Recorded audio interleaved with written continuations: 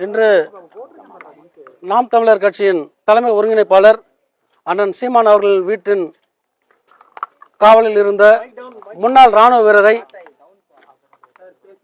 காவல் ஆய்வாளர் அத்துமீறி ஒரு ரவுடியை, ஒரு தீவிரவாதியை பிடிப்பது போல பிடித்து இழுத்து அவர் அடித்து சாதியின் பெயரை சொல்லி நீ நாடாரா நாடாரா என்று சாதியின் பெயரை சொல்லி அதில் இன்னொரு வார்த்தை சொல்லியிருக்காரு. மிலிட்ரிக்காரன்னா பக்கத்தில் ஒரு வார்த்தை பேசியிருக்காரு அவர். அதை நான் சொல்ல விரும்பலை. நான் கடந்த சில நாட்களாகவே, கடந்த சில மாதங்களாக கூட சொல்லலாம், போலீஸ் அட்ராசிட்டி, காவல்துறையின் அராஜகம் நாளுக்கு நாள் அதிகரித்து கொண்டே போகிறது. காவல்துறை தன் கட்டுப்பாட்டில் வைத்திருக்கும் மதிப்பிற்குரிய தமிழ்நாடு முதலமைச்சர் அவர்கள் இதற்கு தார்மீக பொறுப்பேற்று பொது மன்னிப்பு கேட்க வேண்டும். நாங்கள் முன்னாள் எக்ஸர்வீஸ்மேன் ஃபெடரேஷனோட மாநில தலைவர். நான் எக்ஸர்வீஸ்மேனுங்க இந்த நிலைமைன்னா தமிழ்நாட்டில் உள்ள பொதுமக்களின் நிலைமை என்னவாக இருக்கும்? ஊடகங்களை கூட அவங்கள மிரட்டி அவங்களுடைய சேனல்களில் அவங்க மட்டும்தான் தியாகிகள் போல சித்தரிச்சுக்கிட்டு என்னை அப்பான்னு கூப்பிடுங்க, தாத்தான்னு கூப்பிடுங்க. இது மட்டும் தெரியுது. ஒரு ராணுவ வீரனுக்கு எந்த அளவுக்கு மரியாதை கொடுக்கணுன்றது தமிழ்நாடு முதலமைச்சர் அவங்களுக்கு தெரியாதா? ஒரு ராணுவ வீரர் தாக்குறாரு, தமிழ்நாடு முதலமைச்சர் இது வரைக்கும் ஒரு வருத்தம் தெரிவிச்சிருக்காரா? அது ஏன்னு கேட்டிருக்காரா? ஏன் இப்படி ஒரு பண்ணுறாரு? தமிழ்நாட்டில் முன்னாள் ராணுவருக்கு இதுதான் மரியாதையா? ஏற்கனவே கூட நான் 2 முறை ப்ரெஸ்ஸை சந்திச்சிருக்கேன். நான் ப்ரெஸ் மீட் கொடுத்துருக்கிறேன் போலீஸ் அட்ராசிட்டின்றதை பற்றி. காவல்துறையை முன்னாள் ராணுவ வீரர்கள் நண்பர்களாக தான் பார்க்குறோம். காவல்துறையின் சூழ்நிலையோ என்னவோ தெரியல, அவங்களுக்கு வர அழுத்தமாக என்னன்னு தெரியல. இவர் ஒரு கட்சிக்காரர்கள் மீது என்ன கோபம் இருந்தாலும் சரி, அவர் மீது காட்ட வேண்டிய கோபத்தை ஒரு ராணுவ மீது காமிச்சிருக்காங்க. இந்த அராஜக போக்கை முற்றிலும் கண்டித்து தமிழ்நாடு மட்டுமல்லாமல் இந்தியா முழுவதும் உள்ள அனைத்து முன்னாள் இராணுவ சங்கங்களையும் ஒருங்கிணைத்து நான் கண்டன ஆர்ப்பாட்டம் செய்வேன் என்பதை இதன் மூலம் மதிப்பிற்குரிய தமிழ்நாடு முதலமைச்சர் அவர்களுக்கு எச்சரிக்கை விடுக்கிறேன். அவங்க சம்மன் கொடுக்க வந்திருக்காங்க. சம்மன் இஷ்யூ பண்ணுன்னு தான் சொல்லுது சட்டம். சம்மன் இஷ்யூ பண்ணல, சோத்தில் ஒட்டினாங்க. பார்க்க வேண்டியவங்களுக்கு அந்த விஷயம் போயிடுச்சு. அதுக்கப்புறம் அவங்க கிழிக்காம போறாங்க. அது இவருக்கு என்ன வந்தது? இவருக்கு எல்லாரும் இன்னைக்கு சேனலில் பார்த்துருப்பீங்க, பொதுமக்கள் எல்லாரும் பார்த்துருப்பீங்க. தரதரன்னு அடிச்சு இழுத்துட்டு போயிட்டு துப்பாக்கி வச்சிருந்தார். தீவிரவாதிகள் ஓடி பிடிக்க வேண்டியதானே? துப்பாக்கி தீவிர ஓடி பிடிக்க வேண்டியதானே?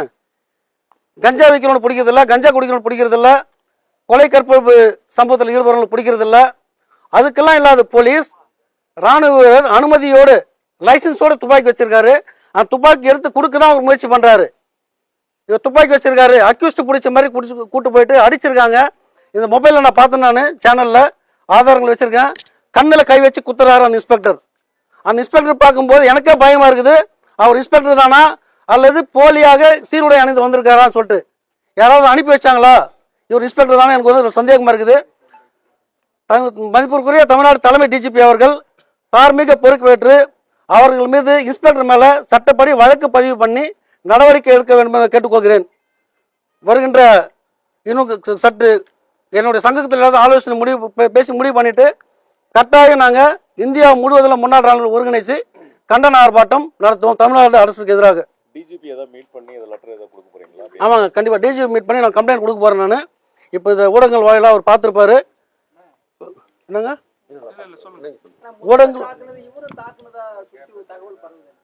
இப்போ ஆடு மாடு எந்த விலங்குகளா இருந்தாலுமே சரி தாக்குனா கண்டிப்பா தடுக்க தான் செய்வாங்க. அவர் தாக்கல, தடுத்திருக்காரு. அவர் நீங்க பாத்துருப்பீங்க, கேட்டு உடைச்சிக்கிட்டு ஒரு இன்ஸ்பெக்டர் எப்படி உள்ள போனா நீங்க பாத்துருப்பீங்க. நீங்க அவர் அங்கிருந்து சட்டை பிடிச்சி தரதரான்னு வலிச்சுக்கிட்டு வராரு. ஒரு ராணுவ மேன் ஹேண்ட்லிங், ஒரு பொது சாதாரண மக்கள் கூட அடிக்கக்கூடாது. மேன் ஹேண்ட்ல பணத்துக்கு இவருக்கு யாரும் அந்த அதிகாரம் கொடுத்தது? எந்த தைரியத்தில் செஞ்சிருக்காரு? தமிழ்நாடு அரசு என் பின்னாடி நிற்கும், முதலமைச்சர் எனக்கு பின்னாடி நிற்பாரு. ஏன்னா சீமான் கட்சி மேல அவர் கொஞ்சம் வன்மம் இருக்காது, நம்ம பார்த்துக்கிட்டு தான் இருக்கணும். நம்ம அந்த தைரியத்தில் இந்த காவல்துறை ஆய்வாளர்கள் இந்த வேலையை செஞ்சிருக்காரு. இது அவர் மேல கடுமையான நடவடிக்கை எடுக்க வேண்டும் நான் கேட்டுக்கிறேன். ஆமாங்க, நீ நாடாரான்னு சொல்லி அவரு ஜாதியை சொல்லி அவரு ஜாதி வன்கொடுமை தீண்டிருக்காரு. அவரு ஒரு காவல் ஆய்வாளர்கள் கட்டாயம் இப்படி நடந்துக்க மாட்டாரு. ஏன்னா காவல்துறை இப்படி செய்ய மாட்டாங்க நான் நம்புறேன். நான் ஓரளவுக்கு நம்புறேன். நான் அதிகபட்சமா இன்னைக்கு தவறு செய்வது இன்ஸ்பெக்டர் லெவலில் தான். அதிகாரிகள், காவல் அதிகாரிகள், ஐஏஎஸ் ஐபிஎஸ் படிச்ச அதிகாரிகள் கரெக்டா இருக்காங்க. இன்ஸ்பெக்டர் லெவலில் அவளுக்கு போதுமான பயிற்சி இல்லையா, இல்ல இவங்களுக்கு பின்னாடி இந்த மாதிரி அழுத்தம் கொடுத்த மாதிரி செய்ய சொல்றாங்களான்றது எனக்கு சந்தேகமாக தான் இருக்குது. நன்றிங்க. ஆமாங்க, நாளைக்கு சங்கத்தில் பேசி ஆலோசனை பண்ணிட்டு வர திங்கட்கிழமை நாங்கள் இன்ஸ்பெக்டர் பிரவீன் ராஜ்னு சொல்கிறாங்க. அவர் இன்ஸ்பெக்டர் தானா இல்லை லோக்கல் ரவுடிக்கு யூனிஃபார்ம் போட்டு அனுப்பிச்சாங்களா எனக்கு சந்தேகமாக இருக்குது. எனக்கு இதையும் எனக்கு வந்து கொஞ்சம் கிளியர் பண்ண வேண்டியது இருக்குது. சொல்லுங்களா,